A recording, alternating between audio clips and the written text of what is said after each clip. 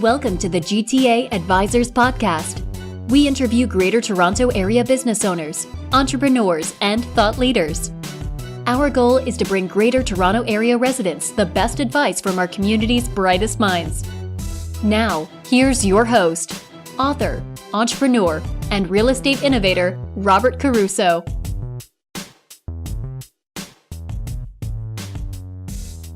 Welcome, everyone, to another episode of the GTA Advisors Podcast. I'm Robert Caruso. I'm here with Jeffrey Schwartz from Consolidated Credit. Jeffrey is the executive director. They are a credit counseling company. Jeffrey, are you there? Yeah. Oh, great. Thank you for joining us.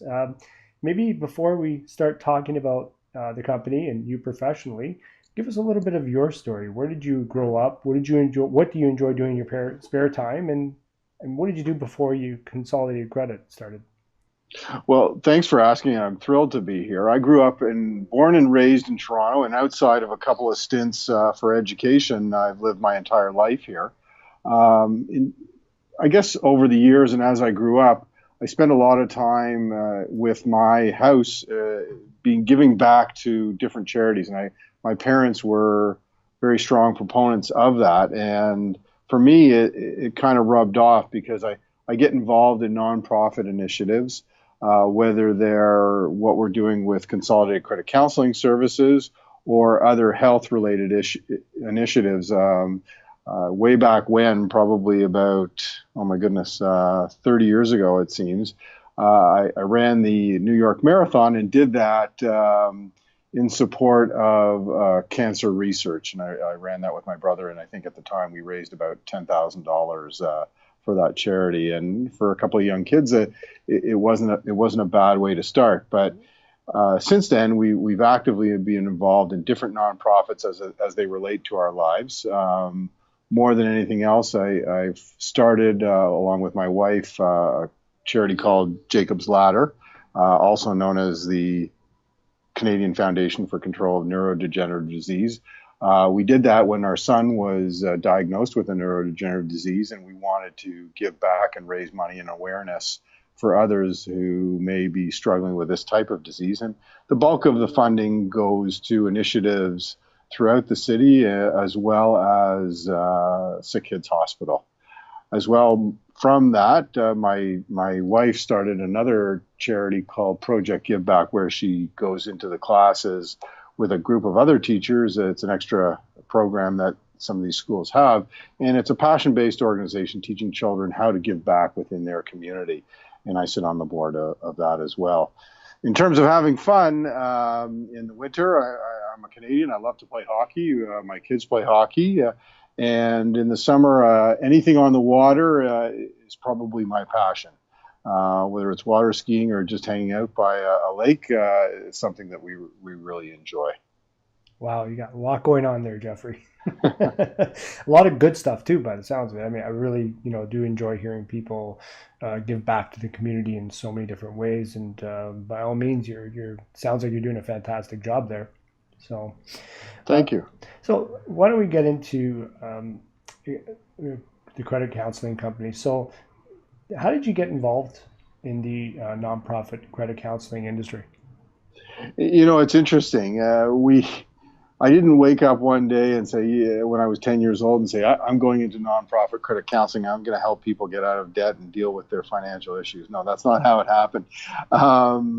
A very close friend of mine had been doing this for years in the U.S. and suggested that over time that we should look at doing something similar to what he's doing in Canada. And for whatever reason, whether at one stage of my life or another, I kind of disregarded it. And then over time, I said, let me take a look at it and see what kind of opportunities, what the landscape is like in Canada for nonprofit credit counseling. And we found that the market was a little bit underserved, and we had some opportunity given the infrastructure that they had set up in the U.S. to kind of mirror and Canadianize it. And very quickly, I'd like to say that I was more lucky than smart, but It's a bittersweet lucky, if you will, because when people are in debt and they're struggling, that's not necessarily a good thing. But because of the way we worked, we were able to grow quite rapidly within the Canadian environment and helped thousands and thousands of Canadians get out of debt very quickly. And we started our business with Canadians back in the beginning of 2007. So you're catching us on our 10-year anniversary here. Wow. And very quickly, a year or so after we started, we went into a bit of a recession here, specifically more in Ontario than other parts of the country.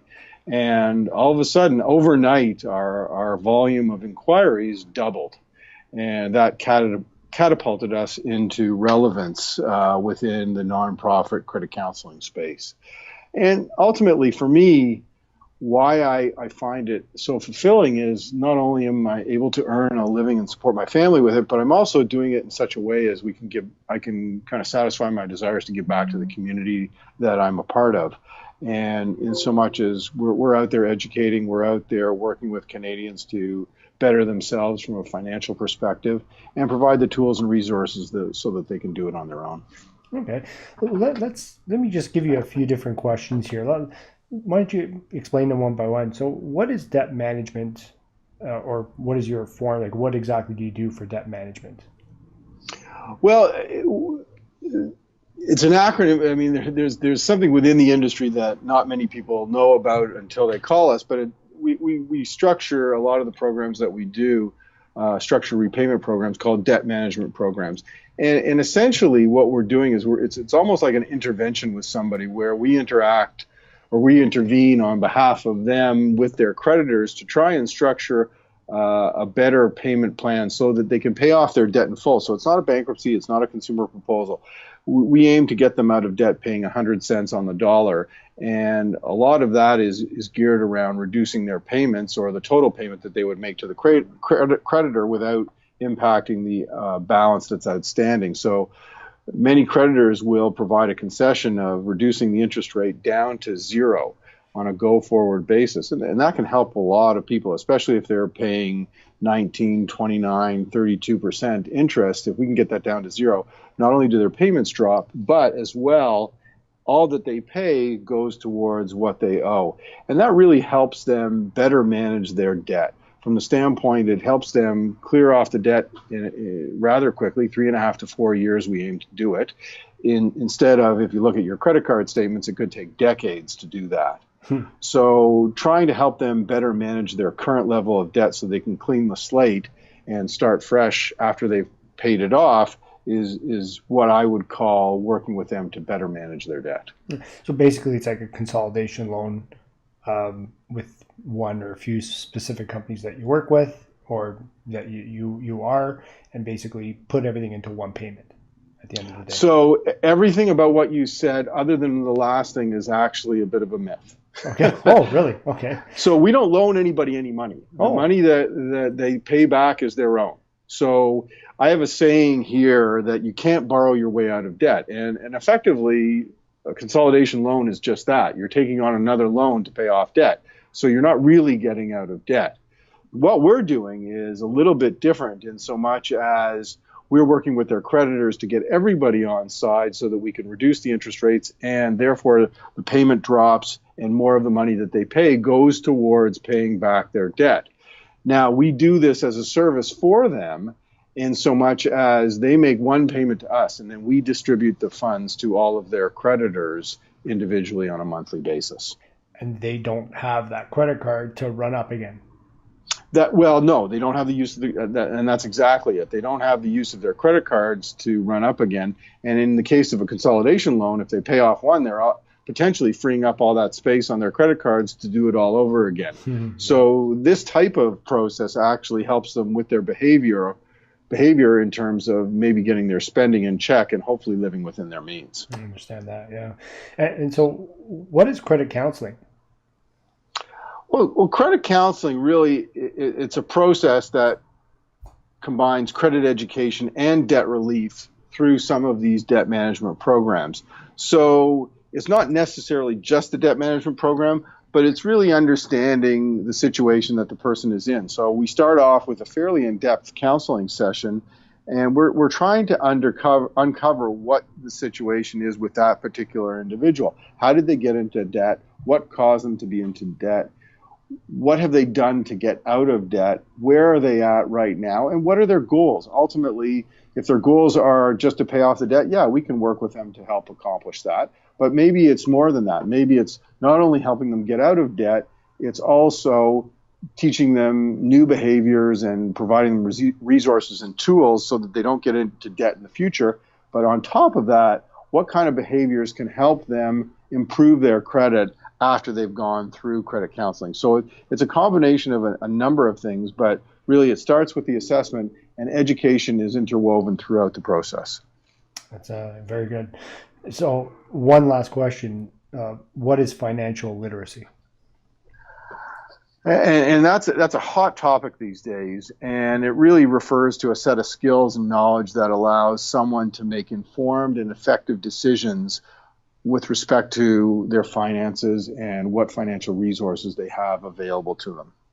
That's the easy definition. But it's more than that.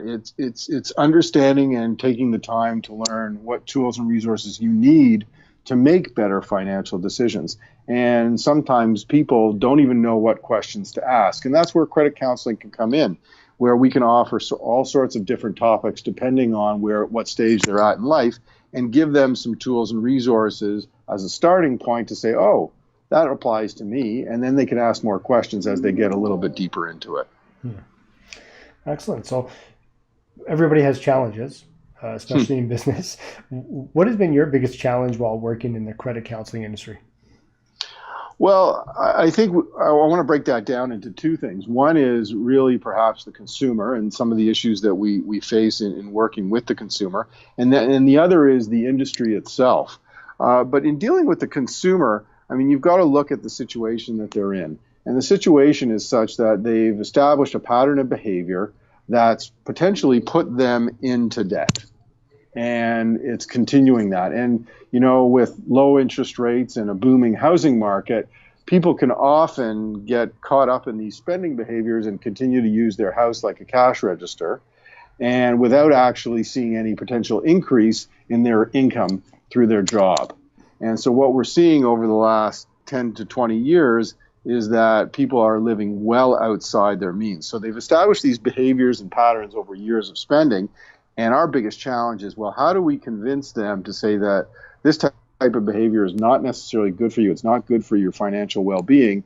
And we have to say, okay, you can't do all those things you love and still get out of debt. So, it's converting them, it's inspiring and motivating them to make a change. And we have a mantra amongst our counselors, and that is to inspire and motivate consumers to make a change in their personal life that will improve their financial situation. So it's not just about us providing the solutions, it's about us inspiring and motivating them to take action so that they can change those behaviors that got them into the spot that they're in right now.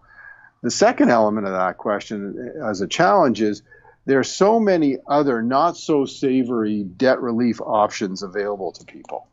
And it's hard to get heard amongst all that noise that doing the right thing by yourself and changing your behavior and changing your spending patterns and doing things that are wise around setting yourself up for the future, whether it's your RSP or whether it's just an emergency savings fund, and you get caught up in all the noise of saying, well, we can get you a deal so that you only have to pay 20% of your debt back and the payments are going to be X. And it's not necessarily the best thing for the client. So we struggle at times when we're trying to get our message out with other people who have such deep pockets, and they may not necessarily have the best interest of consumers at heart. Yeah. Let's pretend we can go back in time just before you started Consolidated Credit. Knowing what you know now, what is that one piece of advice you would have given your former self? That's an excellent question.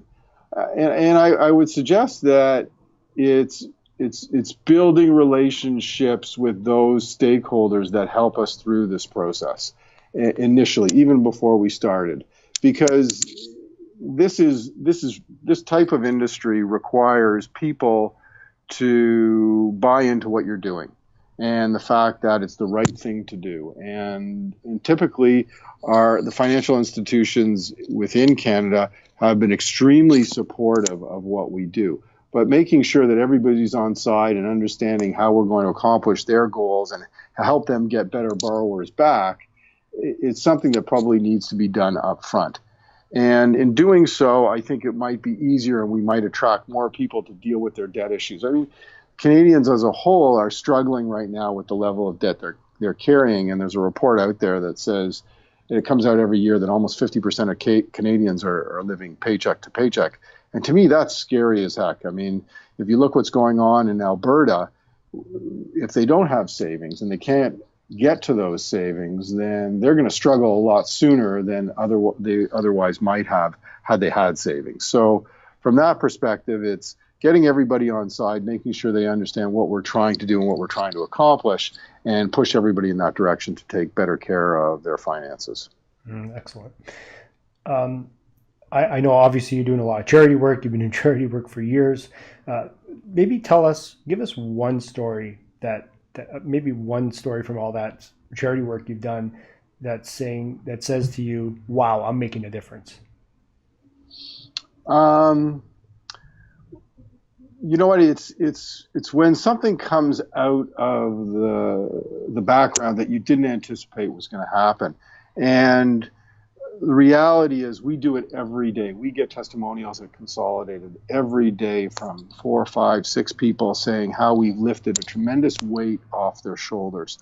And to me, I mean, I can't wait to communicate that to our team on a regular basis, because ultimately it validates everything that they're doing.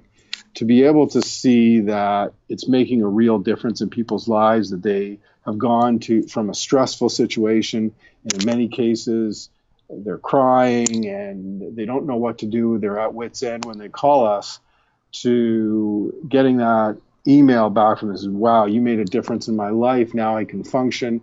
I'm learning how to manage my finances on my own. I'm living within my means. I'm managing my credit. All those stories that we get back, I can't tell you how gratifying that is. And it's the same thing that we did on the healthcare side as well. We had a genetic screening for a group of people, and it was interesting. We had a bunch of people come in. They were newlyweds. They hadn't had children yet. And without getting into too many details, they didn't know that they were at risk of having a child with a disability, and the screening showed them that. And then they could deal with that type of decision making now after the fact, which would help them throughout their lives. And it was, for my wife and I mean, that was hugely important. And the fact that we had made a difference. So it's these personal stories that come back to us after the fact. I mean, we're not doing it for those personal stories, but when they do come back, boy, it really makes you feel like you're on the right track. That's amazing. I want to dig a little bit deeper. Let's imagine that we dropped you on an island, or, yeah, it would be nice, eh? Dropped you on an island. Consolidated. Is it warm? Yeah, of course it is. Consolidated Credit is the only company of its kind. None of the locals there understand what it is, or understand what you could do for them. Why don't you give us some reasons why they should be using your services? Well, assuming there's some sort of economy there and they have to deal with some sort of currency, I'd like to start with financial literacy, and I know you asked me about that earlier. It's providing the education and the tools and resources for people to make wise financial decisions. And it doesn't have to be textbook type stuff. It can be very simple, easy answers to questions to help them get through their lives in a more financially responsible way, because that could prevent a lot of stress and issues as they carry on in life. And one of the things that we started talking about with everybody and love to sit down and talk to people about how they put it together is budgeting, is teaching people how to assess their own financial situation so that they can make decisions on their own. I mean, I know it's not a 4-letter word, but people, when they hear the word budget, think it's like a 4-letter word, and it's a challenge for them and think that it's, oh my goodness, it's going to restrict my life in so many ways. But the actuality is that the opposite is true. It's going to liberate you. Understanding where you're spending money and where your money's coming from is going to allow you to make decisions on what you do with your money, as opposed to having other people tell you what to do with it. Savings is a huge thing, and Canadians are not doing that right now. I think the savings rate is somewhat less than 5%, when in the late 70s and early 80s it was probably closer to 20%. And that's really going to be the basis for a lot of problems kind of going forward. If you don't have any savings or money available to you when things like life happen and these unexpected expenses come up, or even expected expenses come up and you haven't planned for them, you're automatically going to turn to debt. So if you even put a little bit away, and that's what we encourage people to do, just start small, whether it's $5 a week or whatever it is, start small and put that savings aside, because when you need it, it will be there and you won't have to take on additional debt to deal with it. Debt management. Learn what a want versus a need is and what good debt is versus bad debt. Investing in your education so that you can potentially increase your income. Well, that's good debt. I mean, investing in an asset that's not depreciating and appreciating, well, that's potentially good debt. Taking out debt for something that is going to have a very short-term value and you're going to carry that in terms of interest for a long term, well, that's not necessarily a great way to use your credit. So from that perspective is understanding how to better manage your debt. And it's not necessary that debt is a bad thing. It's just managing it effectively and responsibly. Quality of life as it relates to your finances. I can't stress how much of a difference that can make. And if you're in a position where you can manage your debt, manage your cash flow, have a good understanding of your finances, it's going to improve your quality of life tremendously. I hear too many stories of the opposite, where it's created so much stress in their life. It's resulted in divorce. It's resulted in medical illness. It's resulted in many different things because they haven't taken the time or they don't have the tools or resources to better manage their financial life. All very good points. Thanks for sharing, Jeffrey. Is there an internet resource or app like Google Calendar, Evernote that you couldn't live without? That's interesting. I spend a lot of time on Outlook because it helps me manage my day and manage my communication. So if I was going to say one thing, it's probably my calendar management, along with accessing different things that I can and do within Outlook. I couldn't live without my calendar. I'm pretty sure that 99% of the people out there, especially who own a business, need to have some sort of a calendar to live by, right? So why don't you leave our audience with a parting message? Is there a book that you've read or a quote that you live by that's helped mold you? It's interesting. I mean, in starting this business, and I know you asked this a little bit earlier about if I knew more about what I know now when I first started. I mean, whenever we start with a senior employee at the organization, we ask them to read this book called 1 Minute Manager. And this is not really a plug for the book, but it's a simple book to read and it has some very simple concepts. But it's not too dissimilar for what we're asking our clients to do around setting goals and following those goals and managing those goals. So from that standpoint, 1 Minute Manager is based on simple principles around how to manage your life and how to manage your work. And we do it for the work aspect, but we also do the same sort of messaging as it relates to our clients. It's set SMART goals, set goals that are measurable, that are time-bound, that are relevant, they're attainable, and that are specific. And I think that's probably one element of my life that I adhere to as well. Excellent. I really, really appreciate you taking the time to speak to me today and sharing your knowledge of how people should be out of debt and to better their lives. How would our listeners get a hold of you? The best way to get a hold of us and to seek out some of our resources and tools is on our website, and that's www.consolidatedcredit.ca. It's updated on a daily basis, often several times a day. They can also get to us through Facebook or Twitter, through other social media elements, so that they can keep up to date on what we're talking about and what seems to be important. Typically, it's reflective of the time of year or any trending news. And there's just a ton of resources that you can do. Alternatively, you can call us. It's an 800 number, 800-656-4079. And the first person you're going to speak to is a counselor. So there's no appointments, no waiting. If you've got some simple questions, and it's not like you need to set an appointment and wait for days for someone to get back to you. I mean, chances are you're going to speak to a counselor right then and there, and you'll be able to ask them that question that you seek some more information on. Well, that's excellent. I will have all that information on the show notes at the gtadvisorspodcast.com website. Again, I really appreciate you coming on and sharing your knowledge with us, and we will talk again. Absolutely. All right. Thank you.